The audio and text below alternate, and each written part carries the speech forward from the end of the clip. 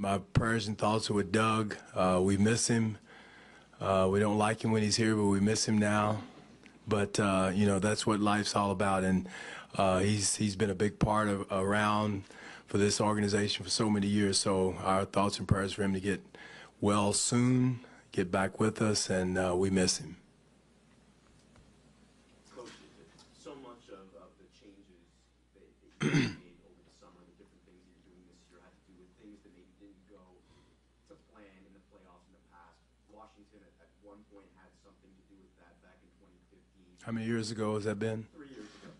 How big of a task? Going, I mean, they're still, they're core similar. How good of a task will this be for you guys going up against a team like that? A lot, Josh, and that's a very valid question. And again, that's one reason why we did change our offense and defensive approach, is to make sure that to give us some other options in the playoffs when teams do try to take away Demar and Kyle in those situations. And that's our passing's up. We've gone from 30th to 6th in assists. That's a huge jump. So we're a different team than 3 years ago, and that's one reason why we did change things and make things different. And passing is another one. Our number of passes are way up. So all those things are huge pluses as far as playoff basketball is concerned. Do you think that's created a different mental state for the team as well? Just trust. Rachel, more than anything else, guys trusting each other, trusting the pass. I see a guy open over there, let's pass the ball to him, and sometimes passing for the sake of passing, moving the ball, and that defense has to shift a little bit to move the defense, moving our bodies a little bit more. So all those things gives the offense a different look, different movement. Moves it a little bit where they're not just standing there stationary staring at the basketball. So again, it's a totally different approach. Oh yeah, well, it should. I mean, we're a different team, and it should give us confidence that other people are scoring. And the other night, I think Demar Derozan had 16 points, and we ended up winning by 20. All those things should give us confidence. Again, it's not about one or two guys scoring. It's about our team outscoring their team, and I think we have a better mentality as far as that's concerned than we have been in the past. You mentioned Demar heading into the playoffs. By his standards, his percentages are a bit down, but his assists are a bit up. What do you make of how he closed the season and where he is heading into the playoffs? Well, again, his numbers may be down, but that doesn't mean a lot as far as it goes back to the Toronto Raptors outscoring whoever we play. And as long as his assists are up and the ball is moving, that's more important than DeMar DeRozan being in a good rhythm or scoring big numbers or anything like that. And that mentality, Eric, will help us tremendously in the playoffs as far as winning is concerned. If we're going in worried about so-and-so not being in the rhythm or this guy's got to get his touches, that's not the mentality you want to go in with.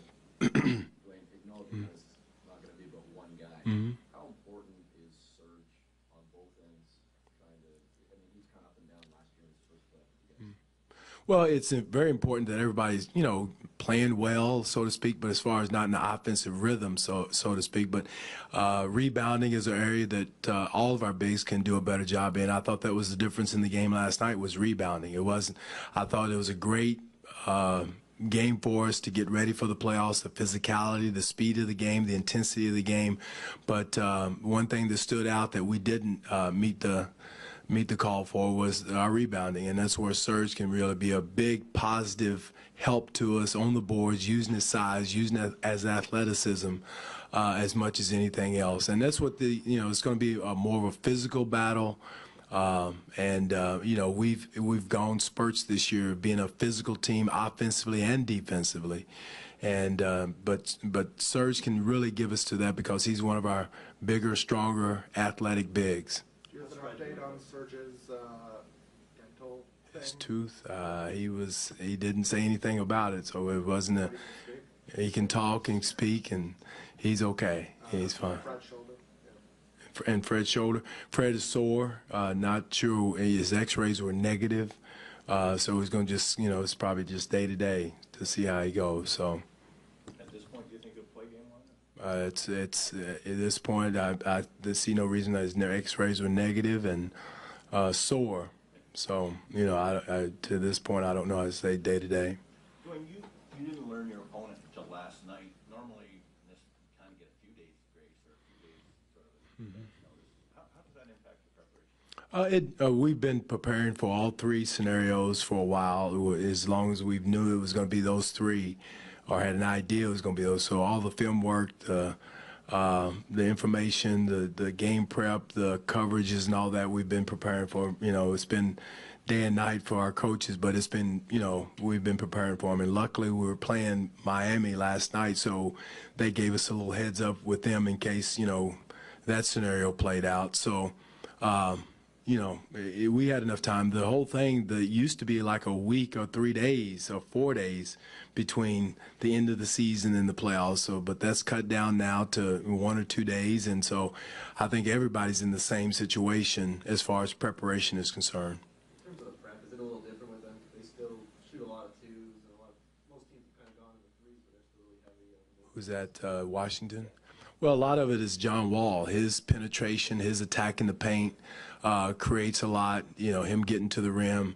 Again, you still have to respect their three-point shot. They still shooting at a high clip. They don't shoot as many, the volume, but they're shooting at a high clip, a high percentage. So that's what you worry about as much as anything, is making sure you protect the paint, and then still you got to get to the shooters. And they got some guys that can make some tough shots. So they're a little bit unconventional from that standpoint, Ryan. But the one thing you have to be prepared for is their speed, whether it's Wall's speed or Beal's speed or whoever's coming off there is coming off at 100 miles an hour. And Gortat is one of the best irritants and agitators there is in the game as far as his screening and holding and grabbing and creating a lane for everybody else, or you have to commit two to him. Now there goes a guy back cutting, off of him. So we've got to make sure we show our hands and keep our hands free around him, because he's one of the best in the league of utilizing his body and his screening ability to create lanes and alleys for other people.